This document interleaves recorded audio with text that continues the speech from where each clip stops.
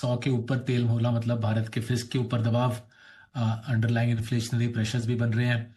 और more than जो तेल का भाव है, जो गैस की शॉर्टेज बोथ एलपीजी और इंडस्ट्रियल गैस की जो शॉर्टेज बन रही है, उससे हमारे इन्वेस्टी कंपनीज पे काफी असर पड़ा है। मार्च का क्वार्टर तो काफी सारे हमारे, मार्च का महीना, नॉट मार्च का क्वार्टर, मार्च का महीना हमारे काफी सारे इन्वेस्टी कंपनीज के लिए पूरा वॉश आउट रहा है। कुछ केसेस में फैक्ट्री में गैस नहीं थी, और कुछ केसेस में गैस थी लेकिन वर्कर्स नहीं थे, बिकॉज वर्कर्स बोल रहे हैं एलपीजी सिलेंडर प्राप्त नहीं हो पा रही इंडस्ट्रियल बेल्ट्स में। सो 100 के ऊपर तेल का भाव रहना एक प्रकार की चिंता है, और उसके ऊपर जो गैस की शॉर्टेज बनी हुई है वो दूसरी प्रकार की चिंता है। दोनों चीजें जोड़कर मेरे ख्याल से सिचुएशन काफी सीरियस है। और रजनी जी, याद रखना पड़ेगा कि इसके पहले भी, ईरान युद्ध शुरू होने के पहले भी हमारी इकोनॉमी सॉफ्ट थी। भारत सरकार ने बहुत प्रयास किया था FY 26 में, टैक्स कट के through, income tax GST cut के थ्रू, और आरबीआई ने प्रयास किया था इंटरेस्ट रेट कट के थ्रू इकोनॉमी को एक सपोर्ट देने का, इकोनॉमी को एक उछाल देने का। वो कुछ हद तक सक्षम था, बट जो नीचे अंडरलाइन प्रॉब्लम थी कि जॉब्स नहीं क्रिएट हो रहे हैं, वाइट कॉलर जॉब्स की जो कमी की प्रॉब्लम थी वो अभी भी बरकरार है। तो ओवरऑल अगर आप देखिए, हमारे पास लॉन्ग टर्म इश्यूज है कि अंडरलाइन जॉब क्रिएशन का जो प्रक्रिया है वो कमजोर है, और उसके ऊपर ये सरदर्दी आ गई ईरान का वॉर। आई थिंक एक महीने पहले, एग्जैक्टली एक महीने पहले आप और मैं इस शो पे डिस्कस कर रहे थे कि अगर ये वॉर एक महीने से ज्यादा चला, इंडिया के लिए काफी बड़ी सरदर्दी होगी। आई थिंक वहां हम पहुंच चुके हैं। कुछ हद तक वैल्यूएशंस करेक्ट हुए हैं, बट अभी भी इंडिया दूसरे इमर्जिंग मार्केट्स के मुकाबले महंगा है, और मेरे ख्याल से इसलिए अभी भी सावधानी बरतनी है। हम इंडिया में प्राइमरीली आईटी स्टॉक्स में, फार्मा स्टॉक्स में पैसा लगा रहे हैं, और एक्सपोर्ट ओरिएंटेड प्लेस को खोजने का प्रयास कर रहे हैं। आईटी, फार्मा और एक्सपोर्ट से जुड़ी कंपनियों में पैसा लगाने का मौका है। लेकिन बड़ी बात जो सौरभ सर ने कही वो है कि जब तक कच्चा तेल $100 के नीचे ना आए तब तक मामला है गड़बड़। अब एक मामला और गड़बड़ होता दिख रहा है सौरभ सर, उस पर आपसे राय लेना चाहता हूँ। ये 3 दिन, इस अप्रैल सीरीज की शुरुआत में तीनों दिन लगभग 9-9 हज़ार करोड़ रुपए की इस बिकवाली एफआईएस की हो रही है, ऑलमोस्ट $1 बिलियन के आसपास की।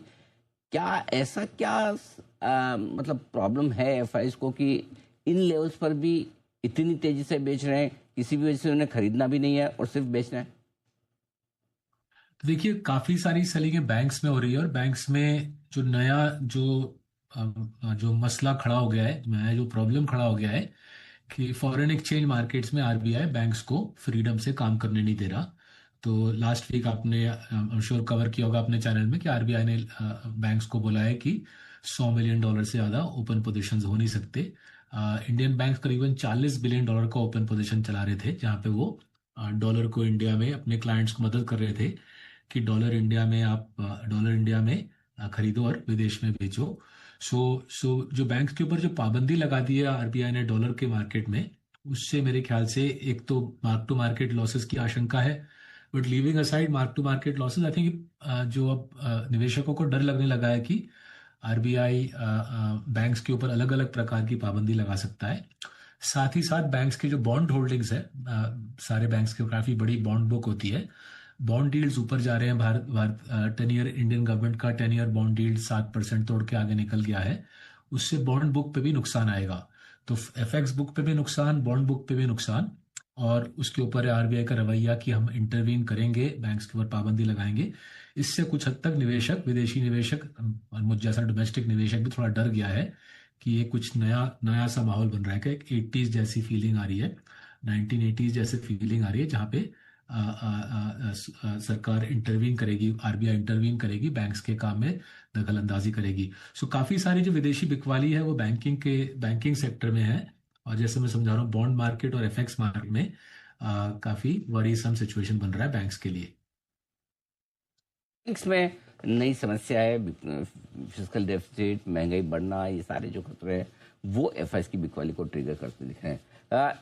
पैसा लगाने के लिहाज से अभी रुकना चाहिए या नया निवेश करने का समय आ गया तो क्या स्ट्रेटेजी रखनी चाहिए सर? तो देखिए, जहां पे हम नया पैसा लगा रहे हैं अनिल जी, गिवन दैट हमारी सोच है कि डोमेस्टिक इकोनॉमी कमजोर है, और हमने किताब भी लिखी है इस मुद्दे पे, ब्रेक पॉइंट उसका नाम है। ये किताब हमने 2 हफ्ते पहले पब्लिश की थी, ब्रेक पॉइंट। तो ब्रेक पॉइंट में हमने समझाया अनिल जी कि इंडिया में जो जॉब क्रिएशन की प्रक्रिया है लास्ट 3 साल में पूरी तरीके से ठप हो गया है। वाइट कॉलर जॉब्स की बात कर रहा हूँ, आईटी के जॉब्स, बैंकिंग के जॉब्स, मीडिया के जॉब्स।